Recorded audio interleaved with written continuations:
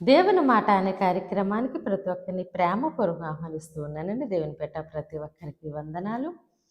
దేవుడు మనల్ని చూస్తూ ఉన్న దేవుడు, మన క్రియలకు తగిన ప్రతిఫలము దేవుడు మనకి అనుగ్రహిస్తూ ఉన్నారు. అందుకే దేవుడు అంటున్నారు, ప్రతి వాని క్రియలు చొప్పున వానికి జీతము సిద్ధపరిచాను అని. మన బహుమానము మన దేవుని యొద్దే ఉందండి. మన క్రియలను బట్టి దేవుడు మనకి జీతాన్ని, ఆయన బహుమానాన్ని మన కొరకు సిద్ధపరుస్తూ ఉన్నారు. దేవుడు ఈరోజు మన కొరకు సిద్ధపరిచిన ఆయన శ్రేష్టమైన వాగ్దానాన్ని చూద్దామండి. మత్తయి సువార్త 2వ అధ్యాయము 11వ వచనంలో మనం చూసినట్లయితే, తమ పెట్టెలు విప్పి బంగారమును సామ్రాణి బోలమును కానుకలుగా ఆయనకు సమర్పించిరి. ఆమేన్. దేవుడు ఈరోజు మనతో మాట్లాడుచున్న మంచి మాట, బంగారమును సామ్రాణిని బోలమును కానుకలుగా ఆయనకు సమర్పించిరి. ఆమేన్. జ్ఞానులు యేసుక్రీస్తు ప్రభు పుట్టారని ఎరిగి ఆయన ఎక్కడ ఉన్నారో తెలుసుకుని ఆయన యొద్దకు వచ్చి ఆయన సన్నిధిలో వారు మోకరించి వాళ్ళు తెచ్చిన పెట్టెలు విప్పి ఆయనకు బంగారమును సామ్రాణి బోలమును కానుకలుగా సమర్పిస్తూ ఉన్నారు. యేసు రాజు అని సూచనకు గుర్తుగా వాళ్ళు బంగారమును కానుకగా ఇవ్వడము జరుగుతుంది. అదే విధముగా సామ్రాణిని అంటే ఆయన దేవుడు అని గుర్తించి మనము ఆరాధన ద్వారా ప్రార్థన ద్వారా దేవుణ్ణి మహిమపరచాలి అని గుర్తుగా వాళ్ళు సామ్రాన్ని కానుకగా ఇవ్వటము.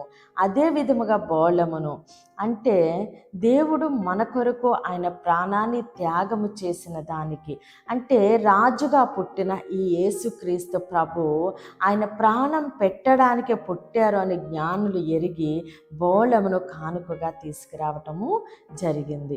అయితే ఈరోజు దేవుడు మన యొద్ద నుంచి ఏ కానుకను ఆయన ఆశిస్తున్నారంటే, ఈ విరిగి నలిగిన హృదయాన్ని దేవుడు కానుకగా ఆయన కోరుకుంటూ ఉన్నారు. మనల్ని మనముగా దేవునికి సమర్పించుకుని, మనల్ని మనముగా దేవునికి అర్పించుకుని మనము ఆయన సన్నిధిలో ఎడతెక్క ప్రార్థిస్తూ ఆరాధిస్తూ ఆయన మహిమపరుస్తూ ఉండగా దేవుడు మనతో ఆయన సహాసం చేస్తూ ఉన్నారండి. ఆయన రాజుగా దేవుడుగా మనకి స్నేహితుడిగా కాపరిగా రక్షకుడిగా మనతో ఉన్న దేవుడండి.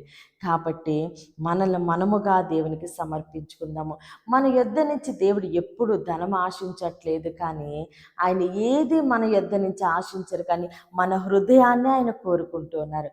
కాబట్టి మనము ఈ క్రిస్మస్ సందర్భంగా మనము మన కొరకు పుట్టిన మన దేవునికి మన హృదయాన్ని కానుకగా ఇద్దామండి.